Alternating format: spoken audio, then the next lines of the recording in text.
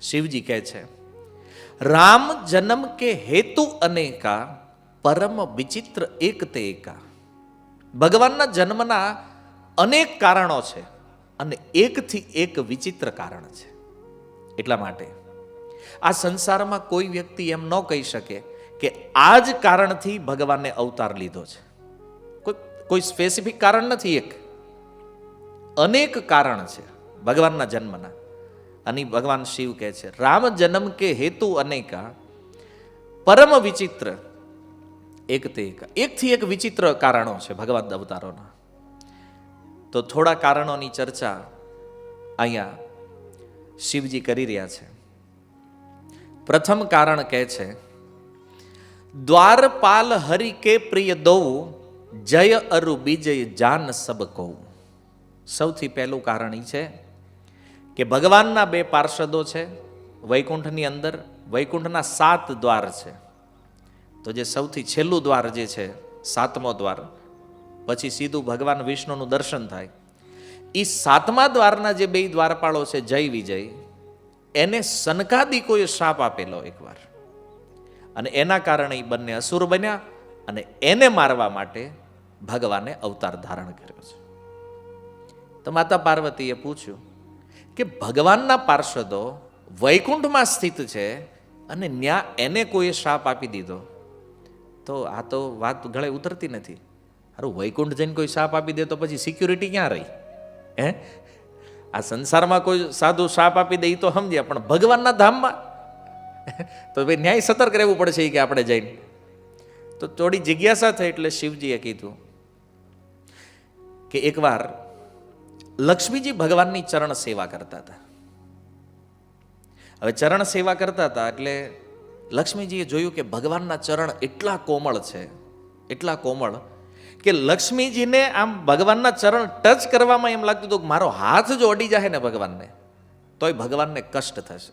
ભગવાન એટલા કોમળ છે. તો લક્ષ્મીજીએ શું કર્યું, આમ સેવા કરે પણ હાથનો જે પડછાયો પડે ને, એ પડછાયાથી ચરણ દબાવતા હતા ભગવાન. તો લક્ષ્મીજીને મનમાં તો એમ જ હતું કે આ પડછાયો તે ભગવાનને કેટલું કષ્ટ આપે છે એમ. વિચાર કરો, પડછાયો કોઈ નડે તો દુઃખ લાગે. લક્ષ્મીજીને એ ભાવ હતો કે આ પડછાયો પણ જો ભગવાનના ચરણને અડી જાય તો આનાથી પણ ભગવાનને કેટલું કષ્ટ થતું હશે. તો આ સેવાનો મૂળ હતો. તો લક્ષ્મીજીના મનમાં એક ભાવ થયો, એ કે પ્રભુ તમે આટલા કોમળ છો અને પાછા તમે અસુરોને મારોય છો, તો કોમળતા તમારી અંદર આટલી છે અને પાછા એક સાથે કઠોર પણ છો. જો આને જ ભગવાન કહેવાય કે જેમાં વિરોધી ગુણ એક સાથે વિદ્યમાન રહી શકે. આ સંસારમાં તમે આવું કોઈ વ્યક્તિત્વ ન જોયું હોય જેમાં બે વિપરીત ગુણ એક સાથે વિદ્યમાન રહે. માની લો આ સંસારમાં કોઈનો સ્વભાવ સરળ હોય તો કોઈનો કઠોર હોય, પણ એવો માણસ જોયો કે સરળ હોય ને કઠોર બે એક હારે હોય, બે એક સાથે પ્રેઝન્ટ થતું હોય? નહીં થાય. યા તો આપણે કઠોરતા પ્રદર્શિત કરી શકીએ, યા તો સરળતા. બંને વસ્તુ એક સાથે નહીં. જ્યારે ભગવાનની અંદર વિરોધી કારણ પણ એક સાથે ઉપસ્થિત રહી શકે, આને ભગવાન કહે છે. ભગવાનમાં કઠોરતા અને કોમળતા એક સાથે વિદ્યમાન છે. તો લક્ષ્મીજીએ કીધું કે એ કઠોરતા જોવાની મારી ઈચ્છા છે. તમે કેવી રીતે અસુરોને મારો છો, કેવી રીતે અસુરોનો વધ કરો છો, અને આટલા કોમળ હાથથી તમે સુદર્શન ધારણ કેવી રીતે કરી લ્યો છો? તો ભગવાને કીધું કાંઈ વાંધો નહીં, હમણાં હું બતાવું. તો ભગવાને જોયું દ્વારપાળ બે નજીક જ હતા, એને બોલાવ્યા, જય વિજયને અહીંયા આવો તમે. એટલે બે આવ્યા. એ કે લક્ષ્મીજીને મારી કઠોરતા જોવાની ઈચ્છા છે, તો તમે બે મારી હારે યુદ્ધ કરો.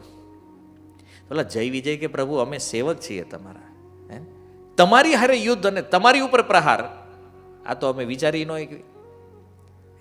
કોઈ શેઠ ઓફિસમાં બેઠા હોય ને વોચમેનને બોલાવીને કે તું મારતો મને, તો વોચમેન થોડું સાહસ કરે. તો ભગવાને કીધું પણ હું મારી આજ્ઞા છે ને, મારી ઈચ્છા છે આ કરો. એટલે તમારી આજ્ઞા હોય તો આ નહીં થાય પ્રભુ. તો ભગવાને કીધું હવે આ બિચારા દાસ ભાવમાં છે, પાર્ષદો છે, આનાથી આ નહીં થાય. કે એક કામ કરો, આરું બે જઈને ઊભા રહી જાવ જ્યાં છો ત્યાં, મોકલી દીધા. ભગવાને વિચાર કર્યો કે આ બે તો માનતા નથી એટલે આનો કંઈક વહીવટ તો કરવો પડશે. અને ભગવાન જ્યારે વહીવટ કરી નાખે પછી કોઈનું ન હાલે. સનકાદિકોને પ્રેરણા કરી ભગવાને. એ બ્રહ્મજ્યોતિમાં આટા મારતા હતા, ત્યાંથી ભગવાને પોતાના ચરણોની તુલસીની દિવ્ય સુગંધ એના નાક સુધી પહોંચાડી. હવે ઈ સુગંધને સૂંઘતા સૂંઘતા આ ચારેય જે છે સનકાદિક એ પહોંચી ગયા વૈકુંઠ. એક દ્વાર પાર કર્યો, બીજો, ત્રીજો, ચોથો, પાંચમો, છઠ્ઠો, અને સાતમા દ્વાર ઉપર આવ્યા ને તે આ જય વિજય અટકાવી દીધા. અંદર નહીં જાય. કેમ? ભગવાન વિશ્રામમાં છે, પ્રભુ વિશ્રામ કરે છે. સનકાદિકો કે પણ તું જોતો ખરી અમે કોણ છીએ એ? ઘણી વાર એવું હોય ને, શેઠે કહી દીધું હોય ભાઈ કોઈને અંદર નહીં આવવા દેતા, પણ શેઠના બાપ આવે તેને થોડી કહેવાય કે તમારે નથી અંદર જવાનું એમ. તો એવું એમ કે નહીં, શેઠે ના પાડી, પણ ભાઈ કે ને ભાઈ શેઠનો બાપ છું હું, એ કે જવા દે અંદર હે ને. તો આ તો સનકાદિકો એટલે ભગવાનના પરમ ભક્ત, ઓલ યુનિવર્સ પરમિટ, આને કોણ રોકી શકે છે? તો એને થયું 6 દ્વારે તો કોઈએ રોક્યા નહીં, અને આનું શું સાહસ છે કે આ અમને રોકે છે? હવે એની બેને રોકી દીધા. તો સનકાદિકોને ક્રોધ આવ્યો. સનકાદિકોએ કીધું અમે શાપ આપીએ છીએ, 3 જન્મ સુધી અસુર બની જાવ કે તમે. વૈકુંઠમાં રહીને તે મગજ તો રાક્ષસો જેવા છે એ કે તમે અહીં રહેવાના લાયક નથી. શ્રાપ આપી દીધો, અસુર યોનિમાં પ્રગટ થઈ જાઓ. અને જેવો શ્રાપ આપ્યો, ભગવાન ત્યાં પ્રગટ થઈ ગયા. અને ભગવાને કીધું કે તમે આને શ્રાપ આપ્યો છે એમાં મારી જ ઈચ્છા છે. કારણ કે સનકાદિકોના મુખેથી વૈકુંઠમાં શ્રાપ નીકળ્યો છે તો એ પણ ભગવદ ઈચ્છાથી નીકળ્યો છે, ભગવાનની ઈચ્છાથી. અને ભગવાને કીધું આ બેયને તમારે જાવું તો પડશે. કે પ્રભુ તમારી સેવા છોડીને આવું કરાય? તો ભગવાન કે મેં અંદર જ કીધું તું લડી લ્યો, આય તો હેઠે ન ઉતરવું પડે તમારે, તમે માન્યા નહીં હે ને, તો મારે કંઈક જુગાડ કરવો પડે. તો સનકાદિકોના માધ્યમથી શ્રાપ અપાવી દીધો જય વિજયને. અને ભગવાને કીધું ચિંતા નહીં કરો, 3 જન્મ સુધી અસુર બનશો પણ હું તમારો ઉદ્ધાર કરીશ, હું યુદ્ધ કરીશ તમારી સાથે. અને મારી કઠોરતાની જે ભાવના છે, જે લક્ષ્મીજીને દર્શન કરવાની ઈચ્છા છે, એનું દર્શન કરાવીશ અને તમે પાછા આવી જશો અહીંયા પાછા. તો જય વિજય પહેલા જન્મની અંદર આ બંને હિરણ્યાક્ષ અને હિરણ્યકશિપુના રૂપમાં પ્રગટ થયા. તો એ સમયે ભગવાન વરાહ અને નરસિંહ રૂપ લઈ અને આ બંનેનો ભગવાને ઉદ્ધાર કર્યો. આ બંને બીજા જન્મની અંદર જ્યારે રાવણ અને કુંભકર્ણના રૂપમાં પ્રગટ થયા ત્યારે ભગવાને રામ રૂપ લઈ અને એનો ઉદ્ધાર કર્યો. અને તૃતીય જન્મની અંદર આ બંને શિશુપાળ અને દંતવક્રના રૂપમાં થયા ત્યારે ભગવાને કૃષ્ણ અવતાર લઈ અને આ બંનેનો ઉદ્ધાર કરી દીધો. તો આ રીતે આ જય વિજય કોઈ એક સમયે રાવણ અને કુંભકર્ણ બનેલા અને એનો ઉદ્ધાર કરવા માટે ભગવાને રામ અવતાર લીધો હતો. એક કારણ છે રામ અવતાર લેવાનું. બીજું કારણ આપ્યું એણે જલંધર અને વૃંદા. વૃંદા જે તુલસી મહારાણી છે, તમે જાણો છો એને. એ તુલસી મહારાણી જ્યારે આ સંસારમાં પ્રગટ થયા એક ગોપીના રૂપમાં, ત્યારે એના વિવાહ જલંધર નામના અસુર સાથે થયા.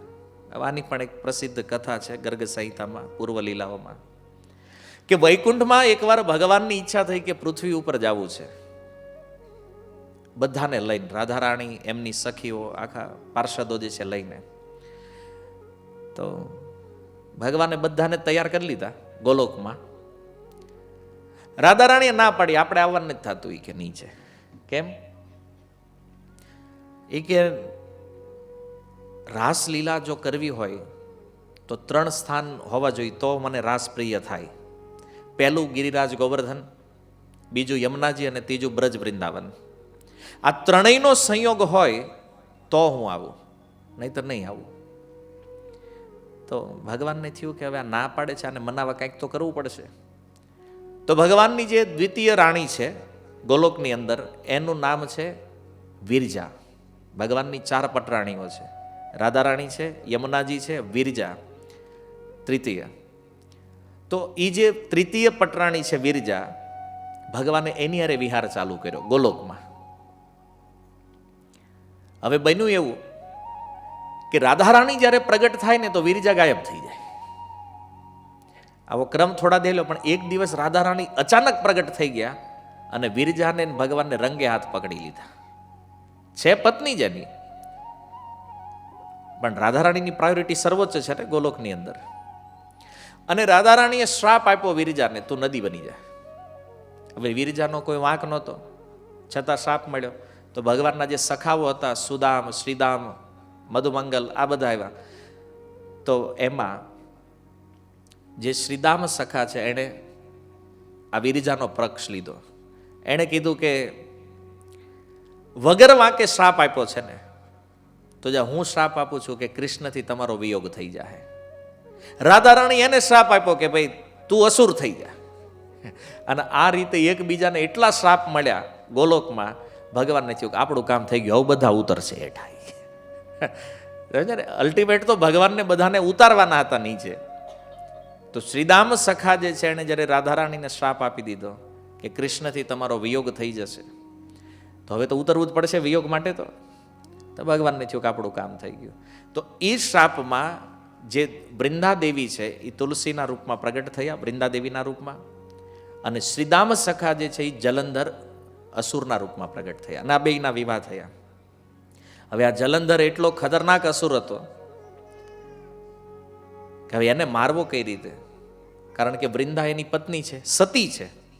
અને એને વરદાન હતું કે જ્યાં સુધી વૃંદાનું સતીત્વ છે ત્યાં સુધી જલંધરને કાંઈ થાય એમ નથી. તો ભગવાન અને શિવજી બે મળ્યા. શિવજી કે પ્રભુ આનું કંઈક કરવું પડશે આપણે. ભગવાન કે શું કરીએ? તો કે એક યોજના બનાવીશું. ભગવાન કે તમે એક કામ કરો, તમે જલંધર સાથે યુદ્ધ કરો અને હું વૃંદાનું સતીત્વ, અને હું જેવું સતીત્વ ખંડિત કરું તમને સંદેશ મોકલી, તમે એનો વધ કરી નાખો.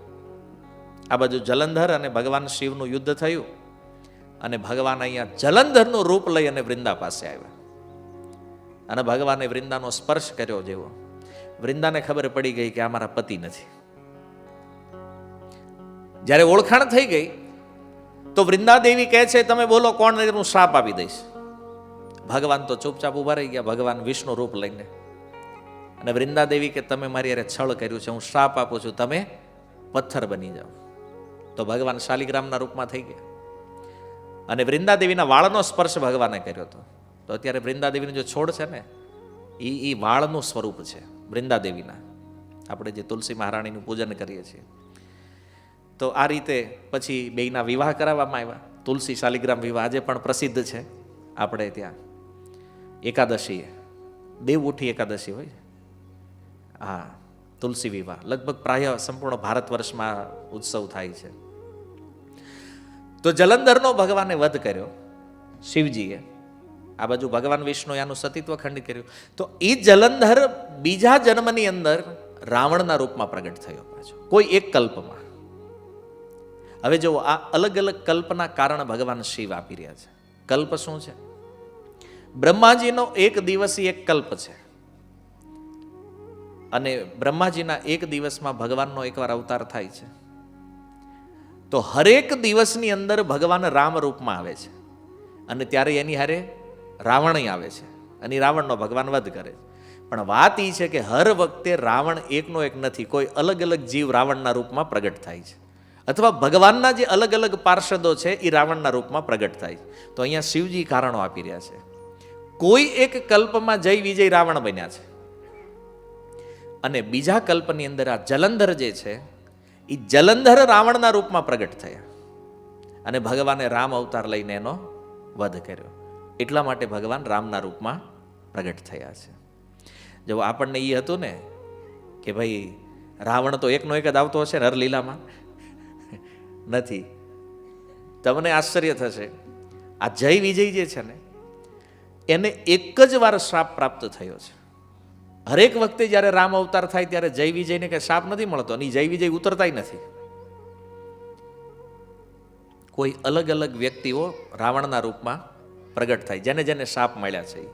નહીતર શું થાય, હર વખતે એકનો એક રાવણ આવે તો પછી આટલી બધી કથા ક્યાં શિવજીને કહેવાની જતી. સ્વયં ભગવાન શિવ કહી રહ્યા છે. તો બીજું કારણ હતું જલંધર રાવણ બન્યો હતો એક કલ્પની અંદર, એને મારવા માટે ભગવાને રામ અવતાર લીધો છે. એટલે શિવજીએ કીધું રામ જન્મ કે હેતુ અનેક, અનેક અનેક હેતુઓ છે ભગવાનના અવતાર લેવાના. તૃતીય કારણ કહે છે નારદ શાપ દિન એક બારા, કલ્પ એક તેહી લગી અવતારા. કહે છે, હે પાર્વતી, એકવાર નારદજીએ ભગવાનને શાપ આપી દીધો અને નારદજીના એ શાપ ન કેવલ ભગવાન માટે પણ મારા બે ગણ હતા ને એને નારદજીએ શાપ આપ્યો હતો. અને મારા ગણ જ્યારે રાવણ કુંભકર્ણ બન્યા તો એનો વધ કરવા માટે ભગવાને રામ અવતાર લીધો છે. તો જ્યારે શિવજીએ આ વાત કરી, ગિરિજા ચકિત ભઈ સુની બાની, નારદ વિષ્ણુ ભગત પુનિ જ્ઞાની. કે છે પ્રભુ એકદમ આશ્ચર્ય થયું. કેમ? કારણ કે હવે આ નારદ જેની કથા કહે છે એ નારદજી પાર્વતીજીના ગુરુ છે. શિવજીમાં પાર્વતીજીનો પ્રેમ કોણે પ્રગટ કરાવ્યો છે? નારદજી. નારદજીને એ ગુરુ માને છે. અને એના ગુરુની જ્યારે વાત આવી તો એણે કીધું કે પ્રભુ નારદ તો વિષ્ણુ ભક્ત છે, જ્ઞાની પણ છે, તો કારણ કવન શાપ મુનિ દીન્હા, કા અપરાધ રમાપતિ કીન્હા. તો નારદજીએ ભગવાનને શાપ શું કામ દીધો? અને ભગવાને એવો કયો અપરાધ કર્યો તો નારદજીને શાપ દેવો પડ્યો ભગવાનને? યહ પ્રસંગ મોહી કહું પુરારી, મુનિ મન મોહ અચરજ ભારી. મારા મનમાં બહુ આશ્ચર્ય થાય છે. તમે આ કથા છે ને વિસ્તારથી ગયો થોડીક. કેમ? કારણ કે આમ તમે કહી દીધું કે ભાઈ નારદજીએ શાપ આપી દીધો, એમ નહીં, આમાં કાંઈક તો ગડબડ છે કથા. નારદ ભગવાનના ભક્ત છે અને ભક્તએ જ ભગવાનને શાપ આપી દીધો? આવું તો પહેલા સાંભળ્યું નથી ક્યારે ઇતિહાસમાં, કે જેની ભક્તિ કરતા હોય એને જ શ્રાપ આપી દે. અને પાછો ભગવાને માની લીધો તો મતલબ ભગવાન કંઈક ફોલ્ટમાં છે, એણે કંઈક અપરાધ કર્યો છે એને. તો આ કારણ મને બહુ વિચિત્ર લાગી રહ્યું છે. અને ઉપરથી બીજું મારા ગુરુની કથા છે. મારા ગુરુ ક્યારેય આ ધંધો કરે નહીં, પણ હવે તમે કહો છો તો કર્યો છે. તો હવે એ મારે થોડું વિસ્તારથી જાણવું છે. તો ભગવાન શિવ કહે છે કે એકવાર નારદ મુનિ ફરતા ફરતા એક એવા સુંદર રમણીય પ્રદેશમાં ગયા અને ત્યાં એટલું સુંદર વાતાવરણ હતું. મંદ મંદ હવા વહી રહી છે, સુંદર વૃક્ષો, સુંદર ફળ, સુંદર ફૂલ, બાજુમાં ઝરણાઓ વહી રહ્યા છે. એટલું આહલાદક વાતાવરણ હતું. અને જુઓ, ભક્તોને જ્યારે આવા કોઈ સ્થાનમાં તમે લઈ જાઓ ને, માની લો આપણે અહીંયા મુંબઈથી બહાર નીકળો એટલે જંગલ છે, તો જંગલમાં બીજા લોકો ફરવા જાય ને તો એ પિકનિકનો પ્લાન બનાવતા હોય હે ને. પણ ભક્તોને મોકલો કે અહીં કીર્તન સારું થાય એવું છે હે ને.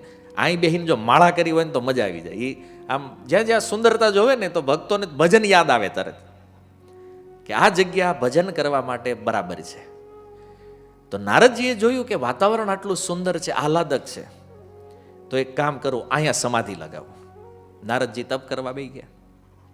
હવે નારદજીએ તપસ્યા કરવાનું ચાલુ કર્યું અને ઇન્દ્રદેવને તકલીફ થઈ ઉપર. ઇન્દ્રના મનમાં વિચાર થયો કે હારું નારદ તપ કરે છે, મતલબ આને ઇન્દ્રાસન જોતું છે. હવે ઇન્દ્રને એટલો વિચાર ન આવ્યો કે નારદજી ઇન્દ્રાસન લઈને શું કરે? ઇન્દ્રાસન નારદને શું મતલબ છે? આના માટે આચાર્ય કથા કહે છે, એકવાર એક કૂતરો ઈ સિંહની સામે આવી ગયો, કૂતરો, અને એના મોઢામાં હાડક્યું. સામે સિંહ, કૂતરાના મોઢામાં હાડક્યું. હવે કૂતરાએ વિચાર કર્યો કે આ સિંહ છે એ મારી હડ્ડી લઈ જાય, એટલે કૂતરો ત્યાંથી જે ભાગ્યો છે. હવે વિચાર કરો, સિંહ હું કામ હડ્ડી લે? અને કૂતરાના મોઢામાં એ હડ્ડી હતી જે આગલા દિવસે સિંહે શિકાર કર્યો હતો, અને એનું જે હાડક્યું બચી ગયું હતું એ આ કૂતરો લઈને ભાગ્યો છે. હવે સિંહને ભૂખ લાગે તો એ હાથે મારીને ખાય છે ને. સિંહ કોઈ બીજાનો શિકાર ક્યારેય ખાતો નથી, સિંહની પ્રકૃતિ છે. પણ એ કૂતરાએ વિચાર્યું કે હાડક્યું આને જોતો, સિંહને શું કરવું છે? એની તાણ છે એને, આવી હડ્ડીઓના ઢગલા પડ્યા સિંહને. પણ કૂતરા, આમાં ઇન્દ્રને એવું થયું. ઇન્દ્રદેવે વિચાર કર્યો કે આ નારદજી નક્કી સ્વર્ગ લેવા હાટું તપ કરે છે. જો ઇન્દ્રને સૌથી મોટો ભય આ છે, ગમે અહીં તપ કરવા બેહે ને એટલે એના ટેન્શન વધે હે ને. કે ઇન્દ્રાસન કોઈ લઈ લે નહીં, ભાઈ ભલે તપ ગમે એ કારણે કરતા હોય. તો ઇન્દ્રને થયું કે ઇન્દ્રાસન જવાની સંભાવના છે. અપ્સરાઓને બોલાવી અને કીધું એક કામ કરો, જાઓ અને આ નારદની તપસ્યા ભંગ કરાવો, ગમે એ થાય. તો અપ્સરાઓ કે અમે ન જઈએ એકલા. કેમ? એ નારદજી છે. તો ઇન્દ્ર કે એક કામ કરો, કામદેવને લેતા જાવ. અરે હાલો તમને એક લીડર આપું. અરે તો કામદેવને તૈયાર કર્યા અને કામદેવને જઈને કીધું તમારે જવાનું છે આની હારે, અને એવું વાતાવરણ, એવું કામનું વાતાવરણ બનાવો કે બધા ધ્વસ્ત થઈ જવા જોઈએ. આ નારદજીની તપસ્યા ભંગ થઈ જવી જોઈએ. કામદેવ કે કાંઈ વાંધો નહીં. એ આખી ટીમ લઈને આવ્યા ત્યાં જ્યાં નારદજી તપસ્યા કરે છે. હવે એ ટીમ આવી અને એવા બાણ કામદેવે છોડ્યા, ગોસ્વામીજી કહે છે આખું વિશ્વ કામથી મોહિત થઈ ગયું. કોઈ વ્યક્તિ એવું નહોતું જેને આ કામનો સ્પર્શ ન થયો હોય. આખા જગતની વિચિત્ર સ્થિતિ કરી નાખી કામદેવે. પણ ગોસ્વામીજી કહે છે અમુક લોકો એવા હતા જેની ઉપર કામદેવનો આ પ્રભાવ ન હાલ્યો. કોણ? બોલે જેણે ભગવાન રઘુનાથનું શરણ લીધું છે એ બચી ગયા આમાંથી. બાકી આખા જગતમાં એવો કોઈ વ્યક્તિ નહીં જે કામથી આવૃત ન થયો હોય. અને એવું જે તાંડવ મચ્યું છે ત્યાં, અને નારદજી એકદમ શાંતિથી બેઠા છે. કામદેવે બહુ ટ્રાય કરી, પણ નારદજીની તપસ્યા ભંગ થઈ નહીં. કામદેવ આવી ગયો શરણમાં આવીને કે નારદજી માફ કરી દો. કેમ? કારણ કે તમને જ ખબર છે અમે ચિઠ્ઠીના ચાકર, કોઈએ કીધું હોય તો જ આવ્યા હોય, ડાયરેક્ટ તો અમે આવી.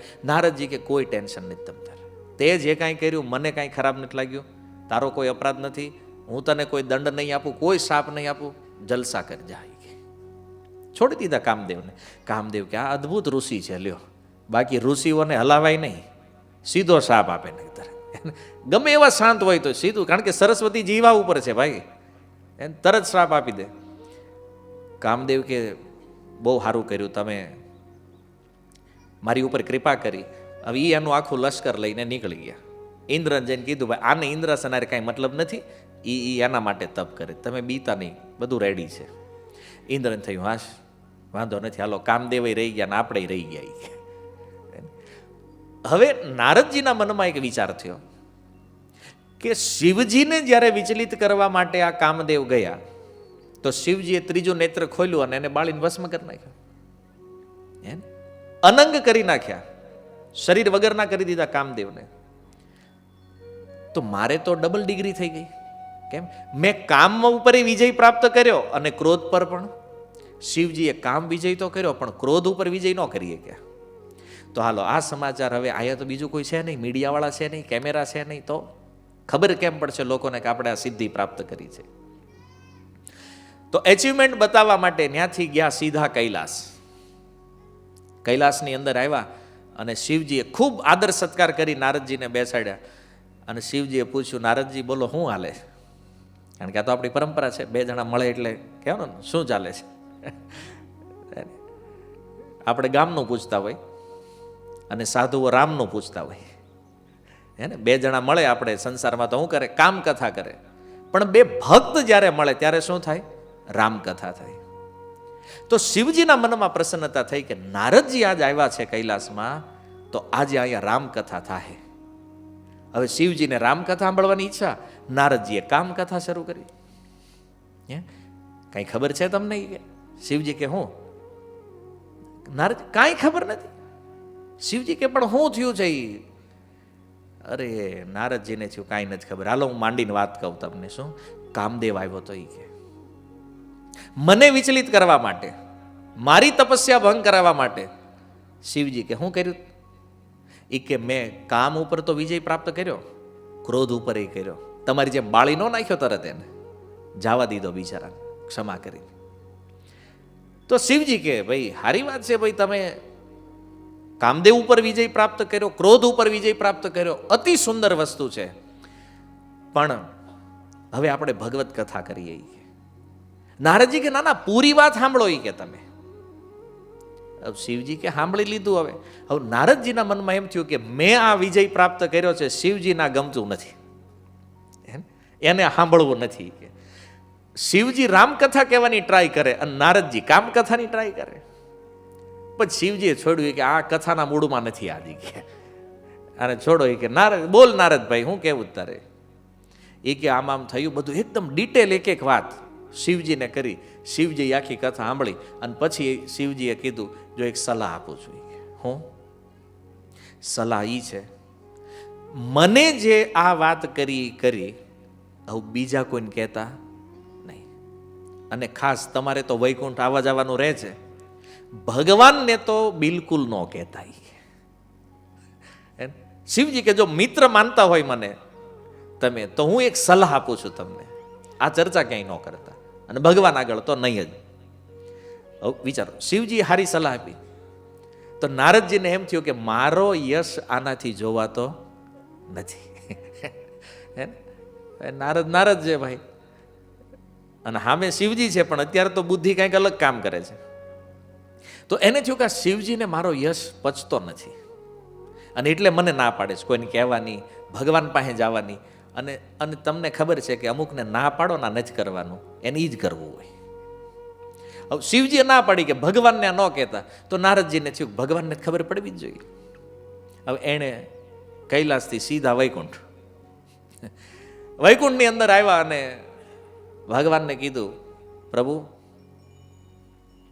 હવે ભગવાન તો એની શેષશૈયા ઉપર સૂતા છે. નારદજી ગેટ ઉપર પહોંચ્યા. હવે આજે ઘટના અદ્ભુત બની હો. ભગવાન પોતાની શૈયા ઉપરથી ઊભા થઈ અને નારદને લેવા માટે દરવાજા સુધી ગયા. સ્વયં ભગવાન કીધું, નારદજી આવો આવો ને. આજ સુધી નારદ આવ્યો અને આજે નારદ આવો.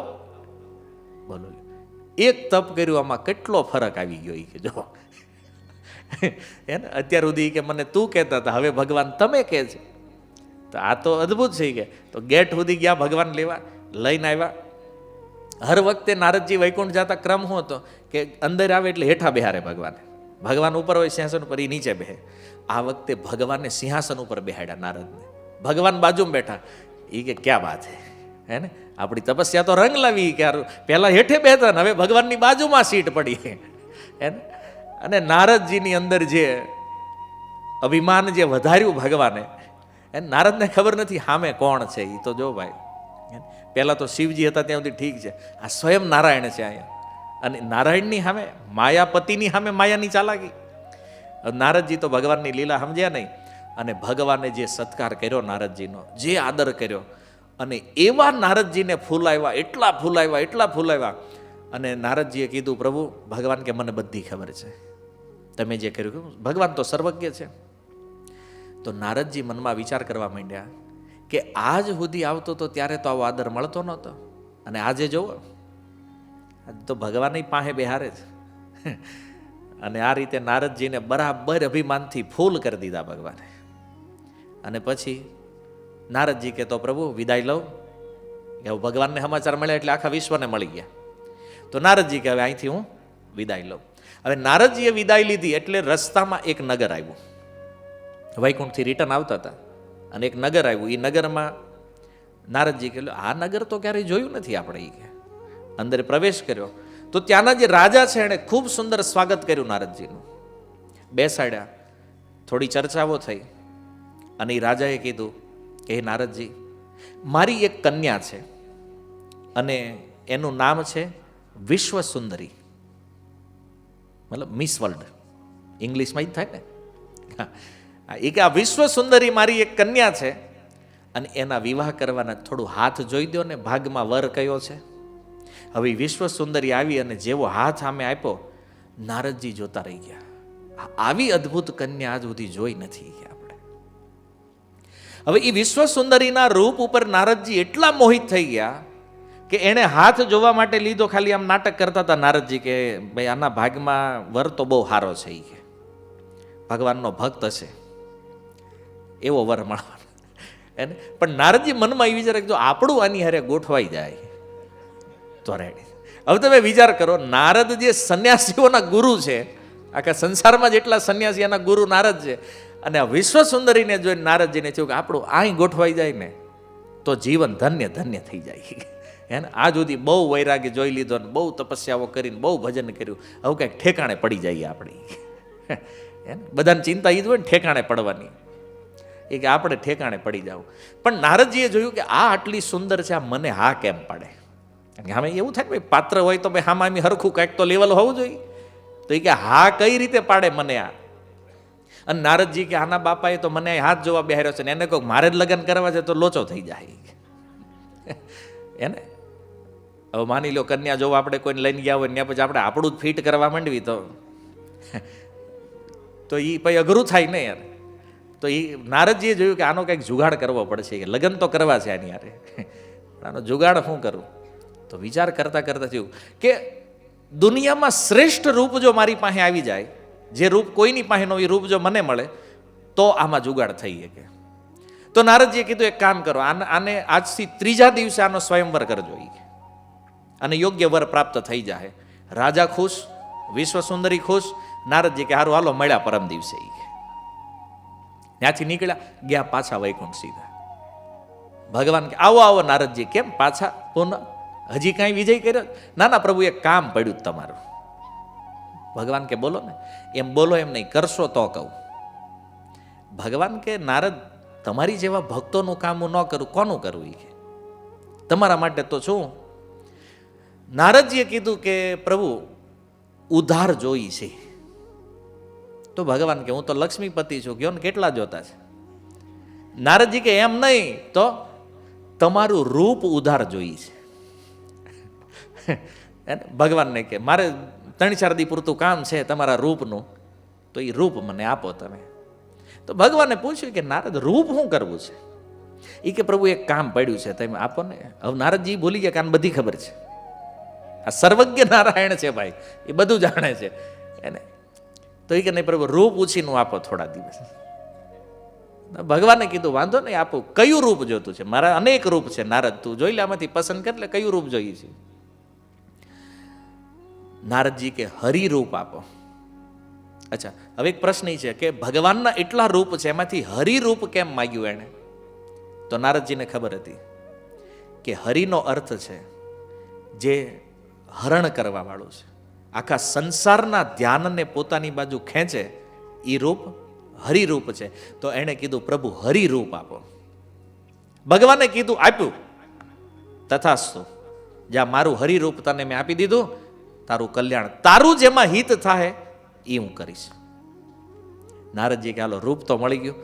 અને નારદજી આવ્યા તો અહીં સ્વયંવર બરાબર તૈયારી થઈ ગયેલી, બધા રાજાઓ આવે.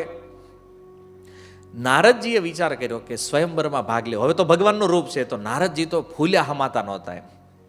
અને આવીને જે ઓલી સ્વયંવરની જે ખુરશી હતી ને, પહેલી ખુરશી ઉપર બેઠા. કેમ? તો કે વિશ્વ સુંદરી આવે ને બધાને જોવે ને એટલું એને હાલવું પડે, બિચારીને કષ્ટ થાય. એ કહેતા હું પહેલો બેસી જાઉં. તો હું છે, આવે મને વરમાળા પહેરાવે, ટાઈમ ન બગડે કે ખોટો, અને મને જોવે એટલે ભાઈ સ્વયંવર આયા પૂરો થઈ જવાનો. હવે નારદજીને તો મનમાં એ છે કે આપણી પાસે ભગવાનનું રૂપ છે, એટલે માળા તો આપણી ઉપર જ પડવાની છે. અને એમ માની નારદજી તો બેસી ગયા પહેલી સીટમાં. હવે પહેલી સીટ લીધી અને બાજુમાં શિવજીના 2 ગણ બેઠા નીચે બેસી ગયા.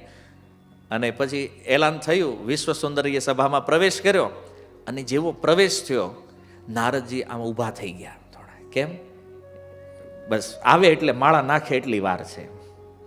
પણ હવે થયું એવું કે વિશ્વ સુંદરીએ જોયું ને એ બાજુ જ્યાં નારદજી બેઠા હતા એમ. અને એની જે સખીઓ હતી ને એની સામે જોઈને કીધું આ કોને કોને બોલાવ્યા સભામાં? અને એમ કઈ નહીં આગળ નીકળી ગઈ. નારદજીને થયું સારું કાંઈક તો મિસ્ટેક છે. અને ઓલા 2 બાજુમાં જે બેઠા હતા ને એ તો આ મોઢા ઉપર હાથ રાખીને જે હસતા હતા એમ. તો નારદજીએ જોયું બાજુમાં, કે તમે 2 કેમ હસો છો? કે સ્વયંવરમાં આવ્યા પહેલા એકવાર પાણી મોઢું જોઈ આવો. કે તો નારદજી કે મોઢું જોવાનું મતલબ શું છે? ભગવાને રૂપ આપ્યું, એ જોવો એકવાર. કે ઓલે માંડ માંડ એની હસી કંટ્રોલ કરેલી 2 બિચારાએ. કારણ કે નારદજી છે ને આની ઉપર હસાઈ નહીં, શ્રાપ આપી દઈ ગયા. તો બિચારા 2 કંટ્રોલ. નારદજી તો ગયા અને એક પાત્રમાં પાણી ભર્યું, તો એમાં મોઢું જોયું તો વાંદરાનું મોઢું આપેલું ભગવાને. નારદજીને વાંદરાનું મુખ આપી દીધું. જો વાનરને સંસ્કૃતમાં હરિ કહે છે. અને નારદજીએ માગ્યું હતું હરિરૂપ માગ્યું હતું ને, તો ભગવાને વાનર બનાવી દીધો. અને એ વાંદરાનું મોઢું જોયું ને જે નારદજીનો મગજ ગયો, એટલા ક્રોધિત થઈ ગયા, એટલા આવીને બેઠા સિંહાસને. એ કે છળ કરી નાખ્યું મારી હારે. એ કે ઓલા 2 તો છૂટા મોઢે હસે છે. હવે નારદજીએ સાપ, મને જોઈને હસો છો મારા રૂપને, જાઓ 2ને સાપ આપું છું, અસુર થઈ જાઓ 2. તો નારદજીએ સાપ આપી દીધો આ 2ને.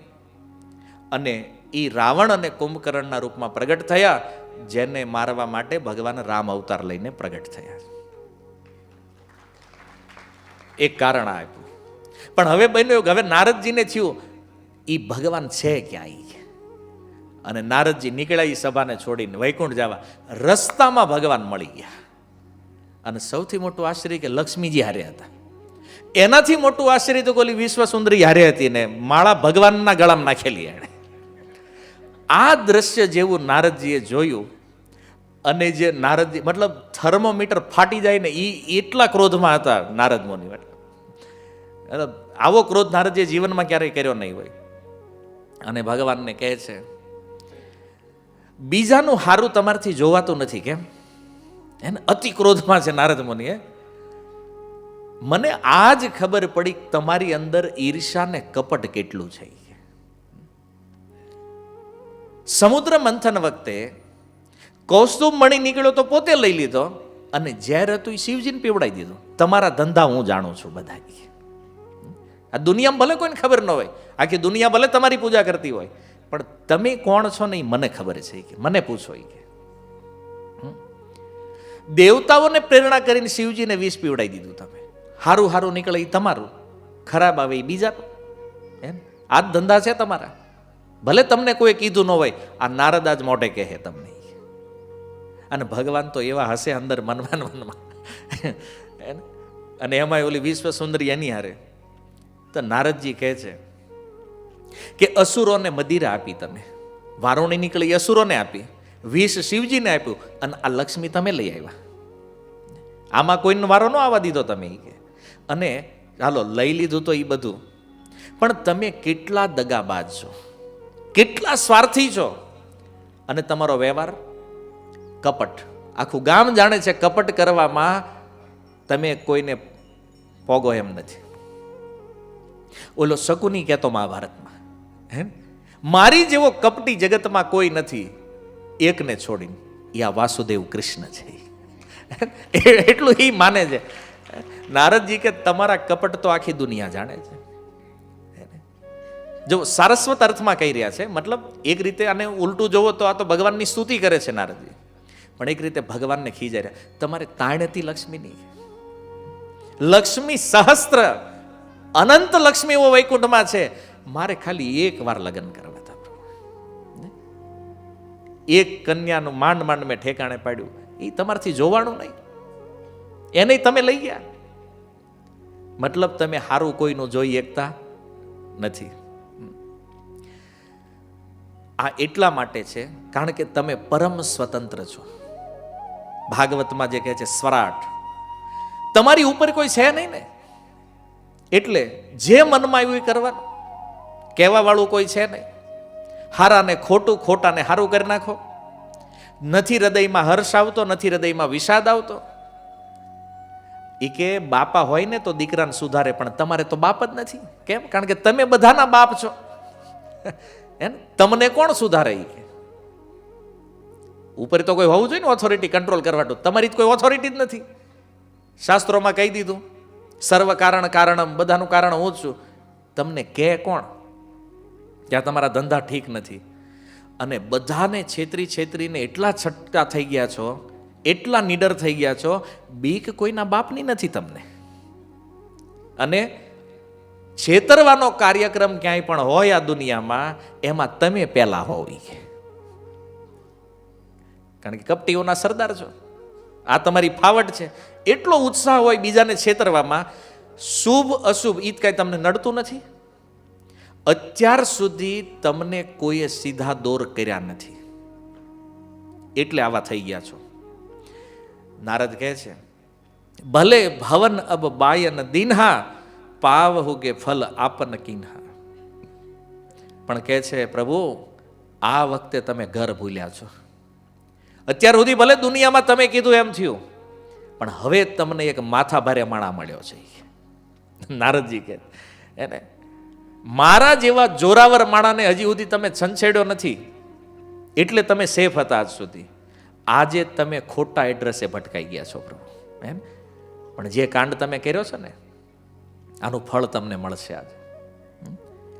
બચે હું મોહી જવની ધરી દેહા, સોઈ તન ધરહુ શાપ મમ એહા. પ્રભુ, જે શરીર ધારણ કરીને તમે મને ઠગ્યો છે, તમે પણ એ જ શરીર ધારણ કરો, આ મારો શાપ છે તમને. નારદજીએ ભગવાનને શાપ આપી દીધો.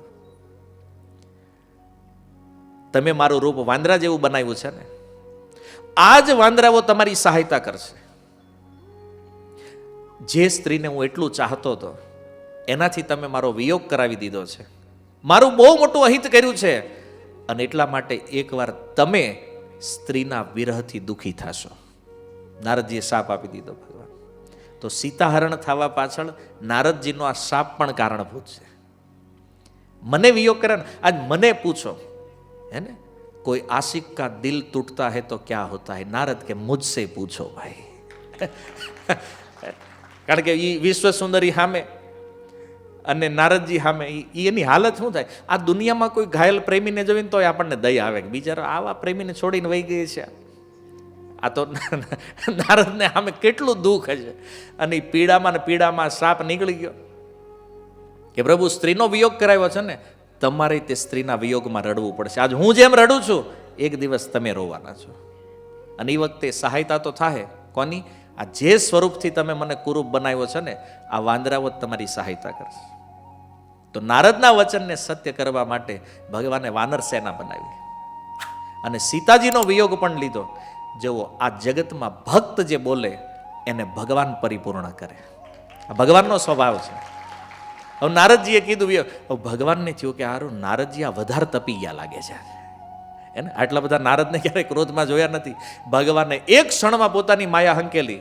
નથી કોઈ નગર, નથી કોઈ વિશ્વસુંદરી, નથી કોઈ લક્ષ્મી, અને નારદજીના મન ઉપરથી પણ માયાનું આવરણ નીકળી ગયું. અને એ સમયે નારદ કહે છે, પ્રભુ મારાથી બહુ મોટી ભૂલ થઈ ગઈ, મેં તમને કેટલા અપશબ્દ કહી દીધા, તમે મને ક્ષમા કરો. ભગવાન કહે છે, નારદ મારે તને બચાવવો હતો ને, એટલે આ બધું કર્યું છે. જો ભગવાન પોતાના ભક્તના અહંકારને ક્યારેય સહન નથી કરતા. ભક્તમાં કોઈ અહંકાર આવે તો આવી લીલાઓ દ્વારા ભગવાન એ અહમને, તો નારદજીની અંદર પોતાની સાધનાનો અહમ આવ્યો, એનો નષ્ટ કરવા માટે ભગવાને આ લીલા કરી. અને એમાં આ સાપાસાપી થઈ ગઈ. તો ભગવાનને અવતાર લેવાનું એક પ્રયોજન આ બની ગયું, નારદજીનો શાપ. તો એકવાર ચિત્રકૂટમાં ભગવાન એકલા બેઠા હતા. લક્ષ્મણજી નહોતા, સીતાજી નહોતા, નારદજી આવ્યા ને. અને નારદજીએ કીધું, પ્રભુ યાદ છે એ ઘટના, મારા કારણે તમારે આ જંગલમાં આવવું પડ્યું છે, અને આજે બધી ઘટનાઓ થઈ રહી છે. તો નારદજીએ પૂછ્યું કે પ્રભુ એક વાત મને સમજમાં ન આવી, કે મેં તમારી પાસે રૂપ માગ્યું હતું તમારું, તમે મને આપ્યું વાંદરાનું, આવું કેમ કર્યું પ્રભુ તમે? ભગવાન કે મેં તને એકવાર બંદર બનાવ્યો અને આજીવન બંદર બનવાથી તને બચાવી લીધો છે. કેમ? તને ખબર છે નારદ, લગ્ન કર્યા એને પૂછ. આ તારા મેં નથી થવા દીધા ને, તારી રક્ષા કરવા માટે નથી થવા દીધા. અને તું બીજાની વાત, મારું જ ઉદાહરણ લઈ લે. આ સીતાનું હરણ થાય ને પછી મારે રોવાનું છે કે નહીં? લગ્ન કરે એ રોવે. તને ખબર નથી નારદ, હું ભગવાન છું, મને ખબર છે એ, એટલે તને બચાવ્યો છે. અને ઉત્તરકાંડમાં ચોપાય છે ને, કાકભૂષણજી કહે છે, નારી વિવશ નર સકલ ગુસાઈ, નાચે નર મર કટકી નાય. કોઈ નારીને વશ જે પુરુષ છે એ કેવો છે? બોલે બંદર જેવો છે. મદારી જેમ વાંદરાને નચાવે એમ ઓલી સ્ત્રી આને નચાવે. મદારી તો વાંદરાને નચાવે તો એની ઓલી રસ્સી બાંધેલી હોય હે ને, પણ સ્ત્રી તો આંખના ઈશારે નચાવી દે. હોલમાં બેઠા હોય, એક ઈશારો કરે, સીધા રૂમમાં વયા જાય. જાય છે કે નહીં? અને પતિ કેટલા સમજદાર, બોલો, એને કાંઈ કહેવું ન પડે, મોઢું જોવે જ ખબર પડી જાય કે શું કહે છે. મહેમાનને રાખવાના છે કે જવા દેવાના જ વિદાય, એ આંખથી જ કામ થઈ જાય વગર બોલે. નાચે નર મરકટકી નાઈ, એ જે પુરુષ છે એ બંદરની જેમ આજીવન નાચતો રહે છે. તો નારદ તારે આવું ન થાય એટલે મેં તને વાનરનું રૂપ આપ્યું હતું, તને બચાવી લીધો. નારદજી કે પણ પ્રભુ મને બચાવવા હાટું તમે કેટલું મોટું કષ્ટ લીધું?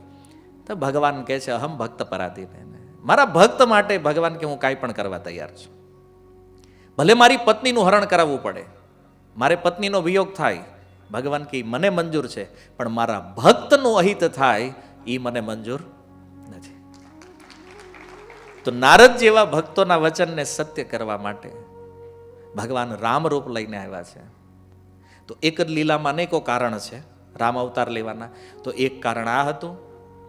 ચતુર્થ કારણ આપતા ભગવાન શિવ કહે છે કે આ સૃષ્ટિનો જ્યારે પ્રારંભ થયો અને ભગવાને સર્વપ્રથમ બ્રહ્માજીને પ્રગટ કર્યા અને બ્રહ્માજીએ 10 ઋષિઓને પ્રગટ કર્યા, છતાં આ સૃષ્ટિનું સર્જન આગળ વધ્યું નહીં.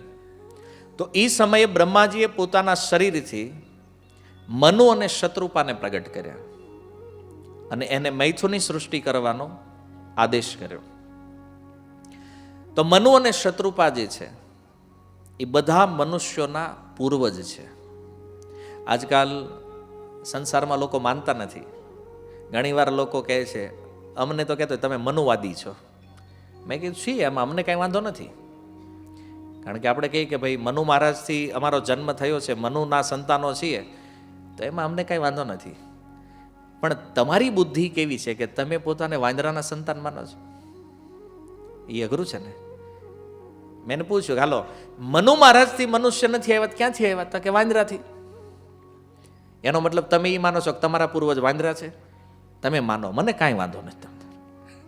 અમારા મનુ મહારાજ છે, બરાબર. હવે જેને 2 પૂર્વજ છે આપણા, એક મનુ મહારાજ છે, એક વાંદરા છે. હવે તમે નક્કી કરી લેજો આપણે કોની પરંપરામાં જવું છે, બરાબર છે. પણ એ જ મનુની સંતાનો આજ મનુને ગાળો આપે છે. કેટલું અઘરું છે જુઓ. અજ્ઞાન છે. વાસ્તવિકતા એ છે કે મનુથી પ્રગટ થયા એટલે આપણને માનવ કહેવામાં આવે છે, મનુજ કહેવામાં આવે છે, મનુષ્ય કહેવામાં આવે છે. કારણ કે મનુ મહારાજથી મનુષ્ય પ્રગટ થયા છે. તો મનુ અને શત્રુપા એમણે સુંદર સૃષ્ટિનો વિસ્તાર કર્યો અને જ્યારે એનું કાર્ય સંપન્ન થયું એ ગયા જંગલમાં તપ કરવા માટે. ખૂબ તપસ્યા કરી અને તપસ્યા કરી ત્યારે ભગવાન પ્રગટ થયા એની સામે. ભગવાન જ્યારે પ્રગટ થયા તો ભગવાને કીધું વરદાન માગો. તો વરદાન માગવાનું જ્યારે કીધું, મનુ મહારાજ અને શત્રુપાજીએ કીધું કે પ્રભુ તમારી જેવો પુત્ર જોઈએ છે. ભગવાન કે મારી જેવું તો કોઈ છે નહીં, મારી જેવો તો હું છું. તો મારી જેવો સંતાન જોઈએ તો મારી જેવું બીજું કોઈ છે નહીં, એટલા માટે હું જ તમારો પુત્ર બનીને આવીશ. પણ તમે એ કહો મારા અનેક સ્વરૂપ છે, તમે કયા રૂપમાં મને ચાહો છો? પુત્ર તો હું બનીશ, પણ કયું રૂપ? એ સમયે મનુ અને શત્રુપાજી કહે છે કે પ્રભુ અમારી ઈચ્છા છે કે તમે રામ રૂપમાં અમારા પુત્ર બનીને આવો. તો મનુ અને શત્રુપાની ઈચ્છા હતી કે ભગવાન રામ રૂપે અમારા પુત્ર બને. તો એ જ મનુ મહારાજ દશરથ બન્યા, શત્રુપાજી કૌશલ્યા બન્યા અને એના પુત્ર તરીકે ભગવાન રામ રૂપમાં પ્રગટ થયા. ઓર એક કારણ ભગવાનના રામ અવતારનું આ છે. મનુ શત્રુપાની ઈચ્છાને પૂર્ણ કરવા માટે ભગવાને રામ અવતાર લીધો. 5મું કારણ છે રાજા પ્રતાપ ભાનુ, એનો ભાઈ અરિમર્દન અને એનો મંત્ર ધર્મરુચિ. તો આની પણ સુંદર કથા ભગવાન શિવ થોડા વિસ્તારથી કહે છે કે આ પ્રતાપ ભાનુ જ્યારે રાજા બન્યા એ સમયે એણે આજુબાજુમાં આક્રમણ કરીને જેટલા પણ રાજ્યો હતા બધા રાજ્યોના રાજાઓને જીતી લીધા, એને ખંડણી રાજાઓ બનાવ્યા અને એક છત્ર શાસન એમણે સ્થાપિત કર્યું. બહુ ધર્મવાન રાજા, નીતિવાન, પ્રજા પણ ખુશ. એક સમયે શિકાર કરતા કરતા રાજા જંગલમાં કંઈક મંત્રીઓથી છૂટા પડી ગયા, સૈનિકોથી છૂટા પડી ગયા. એક સ્થાન ઉપર પહોંચ્યા, ત્યાં જોયું તો એક વ્યક્તિ સાધુના વેશમાં બેઠો છે, સાધુ વેશ લઈને. હવે સાધુના વેશમાં એ બેઠો છે. એ સમયે ઘટના એવી બની, એ જે સાધુ છે ને એ રાજાને ઓળખી ગયો. આ કોણ છે? આને ખબર નહીં. હવે એ સાધુ તો કોઈ હતો નહીં, પણ આના દ્વારા હારેલો એક રાજા હતો. પ્રતાપ ભાનુએ જેને હરાવ્યો હતો યુદ્ધમાં, એ રાજા જ સાધુનો વેશ લઈને જંગલમાં બેઠો હતો વાટે કે ક્યારે અવસર મળે અને આને નષ્ટ કરી દો. તો ત્યાં આવી અને રાજાએ કીધું કે મહારાજ, હું જંગલમાં ભૂલો પડી ગયો છું, તો કૃપા કરીને મને માર્ગ બતાવો. એ સમયે સાધુએ પૂછ્યું, તમારું નામ શું છે? પણ જો રાજા ચતુર હોય, અને રાજાનો એક પ્રોટોકોલ પણ હોય કે એ ગમે ત્યાં પોતાની ઓળખ છતી ન કરી શકે, ખાસ કરીને જ્યારે એ કંઈક ભૂલા પડી ગયા હોય ત્યારે, કારણ કે રાજા અરે કોઈ કાંઈ પણ કરી શકે. તો એણે કીધું, નામ પ્રતાપ ભાનુ અવનીસા, તાસુ સચિવ મેં સુનહુ મુનીસા. એણે કીધું કે આ રાજ્યમાં એક રાજા છે જેનું નામ પ્રતાપ ભાનુ છે અને હું એનો મંત્રી છું. પોતાની ઓળખ સાચી ન બતાવી, મંત્રીના રૂપમાં. શિકાર કરતા કરતા હું રસ્તો ભૂલી ગયો છું અને હવે ભાગ્ય છે મારું કે મને તમારા દર્શન થઈ ગયા જંગલમાં. કપટ બોરી બાની મૃદુલ, બોલેવું જુગતી સમેત, નામ હમાર ભિખારી અબ નિર્ધન રહિત નિકેત. તો રાજા એ સાધુને પૂછ્યું કે મારો પરિચય તો થઈ ગયો, તમે તમારો પરિચય બતાવો, તમે કોણ છો? તો એ કે મારું નામ ભિખારી છે. તો રાજ, આવું કોઈનું નામ હોય ભિખારી? આ ઋષિએ કીધું, મારું નામ ભિખારી છે અને હું નિર્ધન છું અને અનિકેત છું. અનિકેતનો અર્થ છે ઘર બાર વગરનો. મારે કોઈ ઘર નથી, કોઈ મહેલ નથી, કોઈ આશ્રય નથી.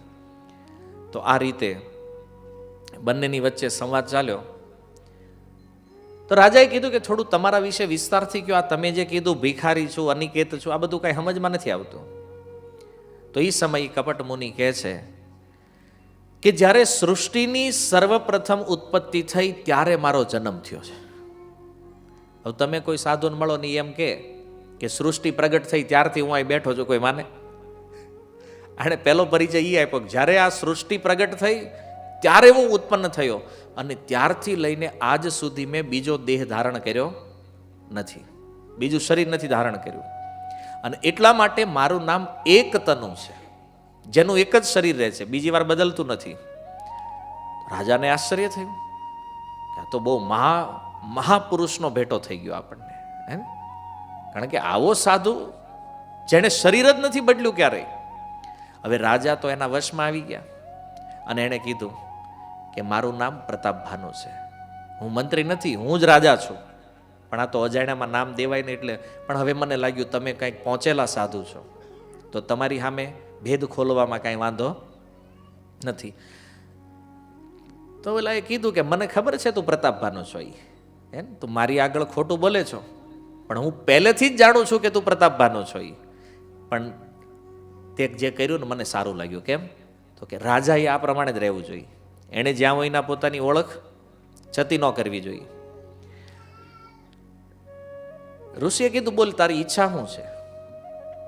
તો રાજાએ કીધું કે મારું શરીર જે છે જરા મરણ દુઃખ રહિત, તનુ સમર જીતે જની કહું, એક છત્ર રિપુહન મહી, રાજ કલ્પ સત હોઉં.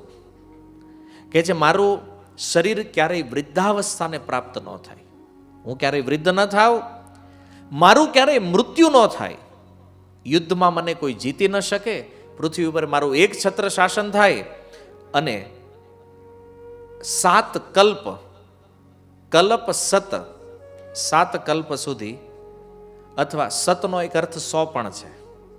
100 કલ્પ, બ્રહ્માજીના 100 દિવસ. બ્રહ્માજીનો એક દિવસ કેવડો છે ખબર છે ને? જાણો છો ને? એક દિવસને 8 અરબ 64 કરોડ વર્ષ આ પૃથ્વીના, એટલે બ્રહ્માજીનો એક દિવસ. તો એવા બ્રહ્માજીના 100 દિવસ મારું આયુષ્ય થઈ જાય અને મારું રાજ્ય પણ એટલું ચાલે. બસ આ વસ્તુ મારે જોઈએ છે. તો એણે કીધું કે રાજન, કહ તાપસ નૃપ ऐसे ही होई, કારણ એક કઠિન સુન સૌ. તે જે કીધું એ બધું થઈ જાય, એમાં કઈ વાંધો નથી, પણ એક વિઘ્ન છે, એક બાધા છે. હવે જો આ દુનિયામાં જે આ બધા ઠગ જે છે ને, જોવાવાળા, એનો આ જ ધંધો છે. એ માણાને પકડે કેમ? આમ જ. પહેલાં તમે એની પાસે જાઓ, પૂછે શું તકલીફ છે, એટલે તકલીફ તો આપણને હોય જ. એટલે લિસ્ટ આપણે રજૂ કરી દઈએ કે ભાઈ આટલું આટલું છે પ્રોબ્લેમ. અચ્છા તમે ચાહો છો હું? તો કે આટલું આટલું થવું જોઈએ. બધું થઈ જાય પણ કે ને એટલે ઓલો પછી વિચારે ચડી જાય હે ને. પણ શું કરવાનું? પણ થોડુંક અઘરું. અરે મહારાજ ગમે એટલું અઘરું હોય આપણે કરશું, તમે એકવાર કરી નાખો બસ, ઉપાય મારો, મને આ થઈ જવું જોઈએ. એટલે ઓલાને ખબર પડે છે કે હવે બકરો આવ્યો છે, બરાબર, હવે આને વધેરવાનો છે હે ને. કારણ કે એની વાતમાં એને વિશ્વાસમાં લઈ લે, વિશ્વાસમાં આવી ગયો એટલે પછી કે 1 લાખ રૂપિયા થાય પણ કામ, અરે 2 લાખ લઈ લો મારે, કામ થવું જોઈએ આપણું. તો બોલો કે સામેથી કપાવ આવ્યો છે તો આપણે શું વાંધો છે હે ને. આ દુનિયાની સિસ્ટમ છે. અને આપણને પછી ત્યાં જઈએ તે આપણને થાય ઓહો આ તો આપણા વિશે બધું જાણે છે. મને ઘણી વાર એવું લાગે, આજે તમે જાઓ ને કોઈની પાસે પૂછવા તો એ તમને એમ જ કે ઘરમાં તમારું માન નથી. હા એ સાચું કીધું હોય કે હવે બધાને એમ જ લાગે કે આપણા ઘરમાં આપણું માન નથી. કોમન પ્રોબ્લેમ છે ભાઈ, બરાબર. તો આપણને એમ થાય કે આ જાણે છે બધું. કાં તો તમારે તમારા ભાઈ અરે બનતું નથી. એકદમ સાચું મહારાજ તમે તો લાગે આ તો ત્રિકાળ જ્ઞાની લાગે, અંતર્યામી લાગે છે. હવે એ આટલો બધો જ્ઞાની જાણકાર હોય, તમારી ફી લે ખરો ઈ તો ફી પહેલા જમા કરાવે. એટલે આ બધી એક સાયકોલોજી ટેકનિક છે લોકોને ભ્રમિત કરવાની, અને આવું પહેલેથી આવેલું આવે છે. અને આણે એ જ કર્યું. લાગ્યું કે રાજા બરાબર વિશ્વાસમાં આવી ગયો છે તો એને કીધું કે થઈ તો જાહે, હવે આ ડોહ થાય કોઈ દી હે એ કે મરે નહીં. હવે ગીતામાં ક્લિયર છે, જેને જન્મ લીધો એને મરવું જ પડે. જન્મ જેનો થયો છે એ મરશે, ક્લિયર સિદ્ધાંત છે. આણે કીધું કે મારે મરવું જ નથી. તો આને એટલી જ ખબર હોવી જોઈએ ને કે ઓલા હિરણ્યકશિપુએ બ્રહ્માજીને કીધું હતું કે અમર બનાવો, બ્રહ્માજી એને ના પાડી હતી. હવે જે વસ્તુની બ્રહ્માજી ના પાડી આ દુનિયામાં છે કોઈ સાધુ ઋષિ એવો કે કરીએ કે ક્યાંય? આને બિચારો રાજા કથામાં નહીં ગયો હોય, ખબર નહીં એને. ઓલા હિરણ્યકશિપુએ કીધું તો અમર થવાનું, તો બ્રહ્માજી કીધું એ નહીં, બીજું માં કંઈક. તો આણે કીધું કે અમર બનાવો, તો એટલે હા પાડી દીધી. સારું એ કે હાલો અમર કરી દઉં, પણ એક વિઘ્ન છે, એક કઠિનાઈ છે. હું એ સાંભળી લે કે બ્રાહ્મણ કુળને છોડીને કાળ પણ તારા ચરણમાં મસ્તક નમાવશે, હું કહું એટલું જો તું કરીશ તો. તો ઓલાને થયું કે આપણે ઈ તો કરવું છે. અને પછી કે બોલો શું કરવાનું છે? તારે જેટલા પણ ઋષિઓ છે, જે તારે ત્યાં જે બ્રાહ્મણો છે, સાધુઓ તમારા રાજ્યમાં, આ બધાનું એક જમણવાર ગોઠવવાનું છે. કેમ? કારણ કે બ્રાહ્મણ જે છે ને એ હંમેશા બીજાનું હિત ચાહે છે. બ્રાહ્મણ જે છે એના જીહવામાં સરસ્વતી છે, અને એ જો તારી ઉપર કૃપા કરશે ને તો તારું આ કામ થઈ જાય. બ્રાહ્મણને જો વશ કરી લીધા તો બ્રહ્મા વિષ્ણુ મહેશ તારે આધીન થઈ જાય. બોલા તો બળ મળી ગયો હોય. મતલબ એ કે જે છે એ બ્રાહ્મણ છે, અહીંથી રસ્તો ખુલવાનો છે એ કે આપણો. અને સાંભળ, બ્રાહ્મણો ઉપર જબરજસ્તી હાલે નહીં. હું સત્ય કહું છું કે બ્રાહ્મણના શ્રાપ સિવાય તારો નાશ કોઈ કરી શકે એમ? ઓલો યોજના આખી ક્લિયર બતાવી રહ્યો છે, રાજાને સમજમાં આવ્યું નહીં. ઓલો થાય ને એ બાપા બધા પાખંડીઓ પાસે પગી ગયા હોય ત્યારે પછી એકવાર વિશ્વાસમાં લઈ લે ને પછી તો ઈ જે કે ને ઈ જ આપણને સાચું લાગે. એમ વાત આની સત્ય છે કે ભાઈ બ્રાહ્મણના શ્રાપ સિવાય કોઈનો નાશ સંભવ નથી. બ્રાહ્મણની અંદર એટલું સામર્થ્ય છે. તો એણે કીધું કે તમે જેમ કીધું એ પ્રમાણે થઈ જાય બધું. પણ એ કે સાંભળ એક વાત, શું? યહ પ્રગટે અથવા દ્વિજ શ્રાપા નાશ તોર સુન ભાનુ પ્રતાપા. કે છે એક બીજું તારે ધ્યાન રાખવાનું છે કે બ્રાહ્મણના શ્રાપ સિવાય તારો નાશ થાય એમ નથી. પણ આપણી બે વચ્ચે જે વાત થઈ છે, આ વાત જો તે કોઈને કરી તો તારો નાશ થઈ જાય. કોઈને કહેવાનું નથી, આ સિક્રેટ રાખવાનું. જો સેમ ટેકનિક છે, મને લાગે આપણે અહીંથી જ શીખ્યા લાગે રામાયણમાંથી. કેમ? તમે આવા લોકો પાસે જાજો ક્યારેક, એ તમને કહે મેં જે કીધું એ તમારે કોઈને કહેવાનું ગુપ્ત. કેમ? આપણે એમ થાય શું કામ નહીં કહેવાનું? કારણ કે કહી દે તો ઓલા પરિવારવાળા કે ભાઈ આ બધો ધંધા બંધ કરે ને કામે લાગ સીધો. એને કોઈક હારો માણસ તો હોય ને સમજાવડો કે ભાઈ આ બધાના ચક્કરમાં ન પડવું જોઈએ, નકર એનો ધંધો ન હાલે પછી. એટલે ઓલાએ કહી દીધું કે જો આ કોઈ નહીં કહેતો, જો આ વાત પ્રગટ થઈ તો તારો નાશ થઈ જાય. અને માણસ છે ને બીકથી બહુ આવે કંટ્રોલમાં. કોઈને ડર બતાવી દો ને તમે કે જો તે આમ કર્યું ને તો આમ થઈ જાય, એટલે ઓલો અંદરથી પછી. અને આને કહી દીધું કે જો તે કોઈને કીધું તો શ્રાપ લાગી જાય બ્રાહ્મણનો. બિચારાને ભય લાગી ગયો, વાત માની લીધી. અને એ કહે છે કે આની સિવાય કોઈ કારણ નથી. એક તો યા તો બ્રાહ્મણના શ્રાપથી તારો નાશ થાય, અથવા તું કોઈને કહી દઈશ તો નાશ થશે, બાકી બ્રહ્માજી કે શિવજી પણ તારો નાશ કરીએ કે એમ નથી. હવે આ રીતે તૈયારી કરાવી દીધી. અને પછી રાજા એના ચરણમાં પડ્યા અને કીધું કે મારે કરવાનું શું? બોલે તું અત્યારે જા, એક દિવસ તારું કામ થઈ જાય, અને જ્યારે તું આ બ્રાહ્મણોને ભોજન માટે નિમંત્રણ આપીશ, એ સમયે હું ત્યાં સ્વયં પ્રગટ થઈ જાય ને આગળ શું કરવાનું છે એ હું કહી દઈશ તને, તું ખાલી આયોજન કરી જઈને. તો આ રીતે કહે છે કે હું ત્યાં આવીને જે રસોઈ બનાવી, જો નરેશ મેં કરો રસોઈ તુમ્હ પરહવ મોહિન જાન કોઈ, તારે ત્યાં આવીને હું રસોઈ બનાવીશ, પણ મેં રસોઈ બનાવી છે આ કોઈને જાણ થવી જોઈએ નહીં. અને આ અન્ન જે લોકો ખાશે એ બધા પછી તારી વાત માનશે, મતલબ બધા હિપ્નોટાઇઝ થઈ જાય. તું જેમ કરીશ, જેમ કહીશ એમ જ બધા કરશે. તો રાજાને થયું આ સારું છે. તો રાજા આવ્યા, એણે કીધું કે તમે આ કીધું એ તો બરાબર છે, પણ હવે મને એ નથી સમજાતું કે તમે ત્યાં આવો તો હું તમને ઓળખીશ કેવી રીતે? ઓલાએ કીધું ભાઈ હું આ રૂપમાં નહીં આવું ક્યારેય, તો એ મારું રૂપ જે છે એની હું ઓળખ બતાવી દઉં કે હું પોતાની માયાથી તમારા પુરોહિતને હરણ કરીને લાવીશ, તપના બળથી 1 વર્ષ સુધી એને અહીંયા રાખીશ, અને એનું રૂપ બનાવીને હું તમારું બધું કાર્ય સિદ્ધ, મતલબ કે હું પુરોહિતના રૂપમાં આવીશ તમારે ત્યાં. એટલે 1 વર્ષનો ટાઈમ લીધો કે ભાઈ દાઢી વાઢી વધારી દઈ તો ભાઈ ઓળખાય નહીં, બહુ લાંબી દાઢી થાય પછી ખબર ન પડે માણા કોણ છે એ. તો આ રીતે કીધું કે રાજન હવે રાત ઘણી વીતી ગઈ, સૂઈ જાઓ, અને આજથી 3જા દિવસે આપણી મુલાકાત પાછી થાય, અને હું તમને ઘોડા સહિત ઊંઘમાં જ ઘરે પહોંચાડી દઈશ, અને હું જ પુરોહિતનો વેશ ધારણ કરીને આવીશ. અને જ્યારે આપણે જંગલમાં મળ્યા હતા, આ બધી વાત થઈ હતી, આવી કથા હું કહું તો તમે મને ઓળખી લેજો કે હું છું એમ.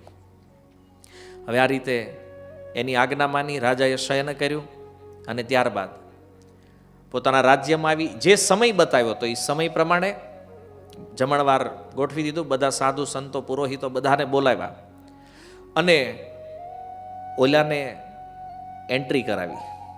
પુરોહિતના રૂપમાં જ્યારે આવ્યા, પુરોહિતના રૂપમાં આવ્યા એટલે એને કીધું કે હવે મને રસોડું આપી દો. ઓળખ થઈ ગઈ અને કિચનમાં મોકલ્યા. અહીંયા પંગત લાગી ગઈ, ભોજન તૈયાર, અને સાધુ અને બહેડ એમાં વશિષ્ઠ મુનિ પણ હતા. હવે બધા બેઠા અને આણે ભોજન પીરસ્યું. વિવિધ મૃગન કર અમિશ રાંધા તેહી મહુ વિપ્ર માંસ ખલ સાંધા, અનેક પ્રકારના પશુઓનું માંસ રાંધી અને એણે ભોજનમાં ભેળવી દીધું. બધા બ્રાહ્મણોને બોલાવ્યા, આદર સહિત બેસાડ્યા, અને જ્યારે પીરસાવા માંડ્યું ભોજન, બ્રાહ્મણોએ પ્રાર્થના કરીને જેવું ખાવાની શરૂઆત કરે એ સમયે આકાશવાણી થઈ કે હે બ્રાહ્મણો, વિપ્ર બૃંદ ઉઠી ઉઠી ગૃહ જાઓ, હે બડી હાનિ અન્ન જની ખાઓ. હે બ્રાહ્મણો બધા ઊભા થઈને પોતપોતાના ઘરે વયા જાઓ, આ અન્ન જો તમે ખાશો તો તમારી બહુ મોટી હાનિ થવાની છે, આ ખાવા લાયક અન્ન નથી. અને જ્યારે બ્રાહ્મણોને ખબર પડી કે આણે તો અન્નના રૂપમાં માંસ રાંધીને આપણને ખવડાવી દીધું છે, અને એ સમયે કે છે રાજન કાંઈ પણ વિચાર કર્યા વગર આવું મૂર્ખતાપૂર્ણ કૃત્ય કર્યું છે જ્યાં પરિવાર સહિત રાક્ષસ થઈ જતું. હવે બિચારામાં ઘરવાળાનો હું વાંક હતો, ધંધો તો આણે કરેલો એકલાય, અને ઓલા શ્રાપ આપી દીધો આખા પરિવાર સહિત રાક્ષસ થઈ જાય બધો. અને એ આખું પરિવાર જે છે એ રાક્ષસ બન્યો. ભગવાન શિવ કહે છે કે આ જ્યારે રાક્ષસ બનશે, કેવો રાક્ષસ થાય? એના 10 માથા છે. એની 20 ભુજાઓ પ્રચંડ શૂરવીર બનશે. તો ભગવાન શિવ આ કથા માતા પાર્વતીને સંભળાવી અને કહે છે કે આ રાજા પ્રતાપભાનુ જે છે એ કલ્પની અંદર એ રાવણ બન્યો, એનો ભાઈ જેનું નામ અરિમર્દન છે એ કુંભકર્ણ બન્યો, અને એના મંત્રી જે છે ધર્મરુચિ એ વિભીષણ થયા. આ અવતારમાં 3. તો ગયા ત્રેતા યુગમાં ભગવાન રામ અવતાર જ્યારે લે છે, જો બધામાં 2 આવ્યા હતા, રાવણ કુંભકર્ણ એ રીતે. ગયા ત્રેતા યુગમાં જ્યારે ભગવાન આવ્યા ત્યારે આ 3 ભાઈ હતા, 3 રૂપમાં પ્રગટ થયા. તો જે પ્રતાપભાનુ છે એ રાવણ બની ગયા, અરિમર્દન કુંભકર્ણ, અને એનો મંત્રી ધર્મરુચિ જે છે એ વિભીષણ. એનો સ્વાભાવિક ધર્મમાં પ્રીતિ હતી, અને એટલા માટે આ 3. અને ભગવાને આ વખતે રામ અવતાર લઈ અને બંનેનો વધ કર્યો અને વિભીષણને પોતાના ભક્તના રૂપમાં સ્થાન આપી દીધું. તો મતલબ ગયા કલ્પમાં જે રાવણનો વધ ભગવાને કર્યો એ રાવણ કોણ હતું? આ રાજા પ્રતાપભાનુ હતા, જે લંકામાં ગયા ત્રેતામાં જે હતા. એ જય વિજય વાળાનો તો બહુ જૂનો સમય વયો ગયો છે, એ અલગ કલ્પની વાત છે. તો ગયા કલ્પનો આ રાવણ હતો, રાજા પ્રતાપભાનુ. તો એના માટે અવતાર છે. અચ્છા, અનેક કારણો ભગવદ અવતારના શિવજીએ જ્યારે માતા પાર્વતીને બતાવ્યા, પણ ભગવાન કહે છે કે હું જ્યારે પણ અવતાર ધારણ કરું છું તો એ અવતારનું કોઈ પ્રયોજન છે.